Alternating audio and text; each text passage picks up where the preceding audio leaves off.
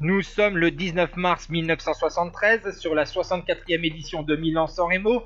288 km au programme du premier monument de la saison, la Primavera. A noter l'absence du quintuple vainqueur de l'épreuve, Eddy Merckx.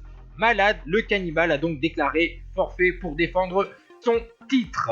Au sein du peloton, avant d'attaquer le Poggio, tous les sprinteurs sont présents. Le vainqueur de Paris Tour 71, Rik Van Linden, Patrick Sercu, Guimard, Godefroot, Eric Clément ou encore Freddy Mertens. Alors que nous arrivons maintenant dans le sommet du Poggio avec le passage à 8%, eh bien c'est Franz Verbeek, le vainqueur de l'Amstel Gold Race 71 qui attaque. Il est poursuivi par Ovion ou encore Roger De Vlamingh. Mais ces coureurs vont être repris dans la descente et dans les rues de San Remo à 2 km de l'arrivée. Deux coureurs vont sortir.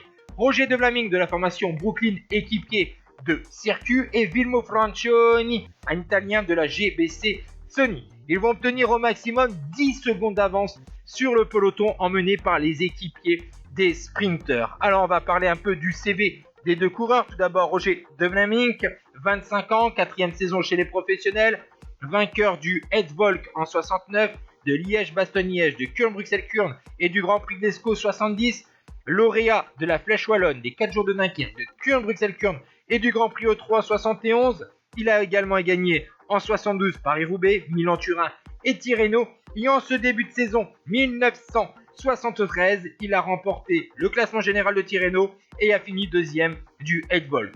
Du côté de Vilmo Francioni, il a également 25 ans, l'Italien. Son palmarès est bien moins impressionnant. 2 succès quand même sur des courses italiennes, le Trofeo Matteotti 71 et le Trofeo Leguiglia 72. Derrière, on voit que Felice Gimondi de la Bianchi est sorti dans le dernier kilomètre pour essayer de revenir sur le duo de tête. Nous sommes maintenant dans la Via Roma et on va assister au sprint entre les deux coureurs tandis que Gimondi essaye de revenir. Malheureusement pour l'Italien, il ne reviendra jamais car le plus fort au sprint, c'est Roger De Vlamingh qui remporte ainsi son premier Milan-San Remo devant Francioni. 3e place pour Gimondi, tandis que Rik Van Linden règle le peloton à 6 secondes devant Patrick Sercu et Franz Verbeek. 9e place pour Cyril Guimard.